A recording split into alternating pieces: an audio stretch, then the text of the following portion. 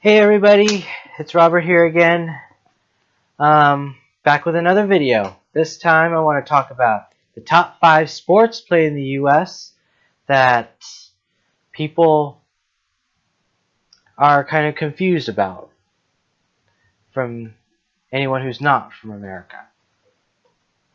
Okay, so and there's also an honorable mention. I'll kind of explain a little bit about the sports, but as best I know how, but I'm not an expert on these. So let's get started with the video. Okay, so the first one is, of course, American football. Now, American football is kind of like a cross between rugby and soccer in a way. While you have, of course, the actual kicks in American football,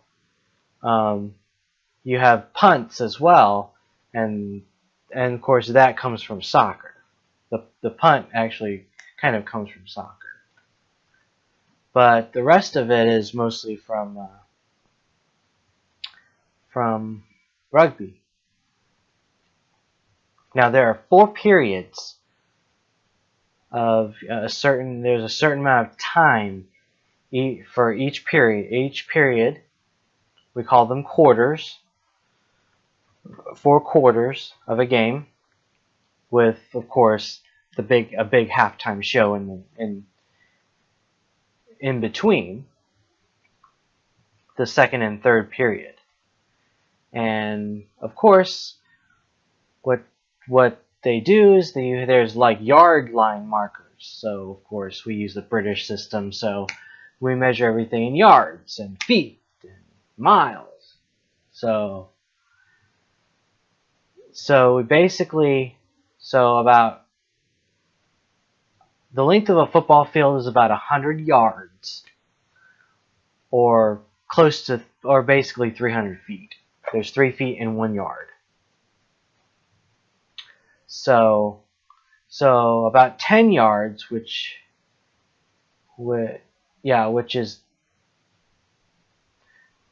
is basically, that's that's the distance that a team must move the ball in order to achieve a first down, which I'll talk about that in a minute. So 10 yards is, of course, 30 feet, or about the same distance as from the net to a marker on a volleyball court. It's about the same distance. That means the ball itself has to be moved by the team, by the offensive line, the offensive team, that much distance. But 10 yards is approximately 3.3 meters in length. And you have 4 chances to move the ball that distance, about 3.3 meters, or 10 yards. And those chances are called downs. Of course, there is a technique called the blitz, where the whole defensive line just piles on the attack. Piles on to defend itself, to defend their goal. And there's another one called a quarterback sack. Now the quarterback is actually the leader of the team, and the quarterback makes the plays. Is the leader in executing any kind of play. And a quarterback sack is when someone from the defensive team actually tackles the quarterback before he can throw the ball. And yes, the American football looks like a rugby ball. Anyway, let's move on. Okay, number 2, hockey. Now this is brought from Canada, but I heard that it may have been invented in England. But hockey uses an ice rink, and you have to know how to skate on an ice rink. You know how to ice skate in order to play. That's one of the fundamentals of hockey. And the scoring is just like international soccer. Just like soccer or international football. The scoring is the exact same. And the only difference is that hockey has 3 periods instead of 2 periods like there is in soccer or international football. And also there are referee will call some penalties like icing or cross-checking. I don't know exactly what that is, but there are 3-minute penalties for that, and they're called power plays, where where one team has, the player that gets called on by the referee will actually have to sit out for about 3 minutes. And that's where there's one less team. That player's team is one less than the other. So it's an uneven matchup. 3, volleyball. And I'll put a link down below of the history of volleyball, which is very interesting. It was invented in 1895 in the state of Massachusetts. So it's basically invented by an American. And there are 2 types of volleyball.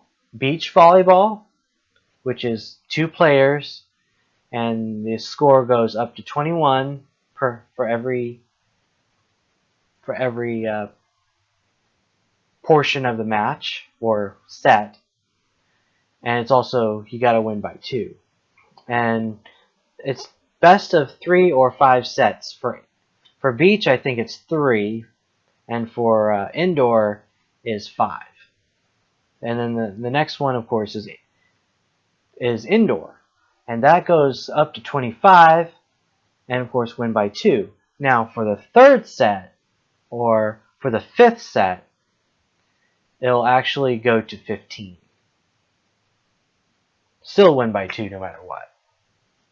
So, and that's what I was talking about in the American football, where the marker splitting the back row and the front row of the volleyball team for indoor volleyball, and the distance between the net and that split line, which is called the 10-yard line, or something like that. Maybe I have that a little bit inaccurate there. Okay, yeah, 10 yards is, well, about three. Actually, you know what? 10 yards is 3 times the distance between the volleyball net and the splitting line, which is kind of called the 10-foot line. So I think I made a little mistake in the American football portion. But that's for indoor volleyball, and that is, yeah, so basically 10 yards is 3 times the distance between the net and the 10. All right, next one, baseball, which that one's kind of gone a little bit international with other countries to having Little League baseball. And also softball. It's been dubbed the national pastime. So baseball is similar to the British sport cricket, but running to and from is different. It's a diamond shape. I'll have to draw it. Let me draw. Okay. Here's an example of a baseball diamond or a softball diamond. And basically you have the pitcher's mound, which is in between the first and third base. You got home plate, which the pitcher pitches the ball to home, and that's where the batter is. And you've got second base here. And here's the outfield. And these lines are the lines that determine whether a ball is inside the field, which is called fair, or outside the field, which is a foul ball. And those have that sport has 9 innings. Now for like high school and collegiate, they would have like 5 to 7 innings. So 1 inning of play is basically each team taking turns at defense. So you have like team A batting first, and then the second half of the inning is where team B bats, for example, and then they just go back and forth 9 times per game. Now, cricket, of course, is a sport where a bowler bowls the ball, in a pitching formation, and the batter has to whack the ball, hit the ball, and it goes as long as it's not caught by the defense. Then, if it hits the ground, then the 2 runners will just go back and forth, and 1 run is scored when the other is successful in going from base to base just in a straight line instead of a diamond like this. Okay, number 5, basketball. Now volleyball and baseball and hockey and basketball are all Olympic sports. So you don't really see most of those except in the Olympics. Except for hockey and baseball and basketball. And of course American football is not international, although there is a American football stadium in London where some of the games are hosted during the fall. An American football season goes from about late August, all the way to the beginning of February, which is the big Super Bowl event that is hyped up every year. Now, basketball was invented just a few months before volleyball was invented, around the same time as volleyball, and it was basically held on an indoor court. For collegiate basketball, you have 2 halves, and for like Olympic basketball, you have 4 quarters, and it's of course timed just like American football and hockey. Unlike baseball and softball, which can go for like 3 hours per game. So, and we have also called the NCAA, which is the National Collegiate Athletics Association, and they go with college football, basketball, and other for the universities. And there's this whole month called March Madness, where there's a ton a ton of basketball games, and usually very tall players play, but there's a couple shorter players who can really attack. And all you do is make sure your team does not give the ball to the other team, and just make sure the team keeps the ball. Sometimes can steal the ball and just shoots it in a hoop. I'm sure you know that by now. Now I have an honorable mention. Now the honorable mention is racquetball, which is similar to tennis, except played in an enclosed court. I would say that racquetball is the indoor version of tennis, in a way. And you basically, there's a I don't know how to describe it, but there's a middle. You got the court. There's a middle part where the server would actually serve the ball and just hits it at the wall, and it bounces back. And the receiver, the serve receive, and the person who receives the ball has to hit it back.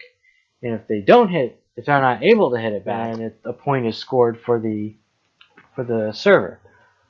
And I guess they switch turns serving.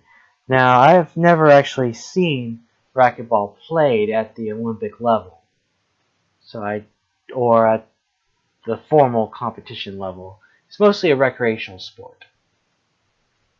And another sport called lacrosse is another honorable mention, which is gaining in popularity, as well as disc golf, which is similar to regular golf, except you use Frisbee discs, well, special discs, and ultimate Frisbee is another honorable mention, where you basically just play Frisbee almost like football, or almost like soccer.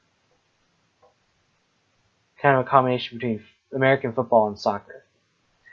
Okay, that's all I have for today. It's a long video, but I hope you learned something from this video, and maybe you want to do a little more research. Again, I'll post a link down below about the history of volleyball. Okay, I'm gonna prepare a special video coming soon. Alright, have a great day, and see you in my next video.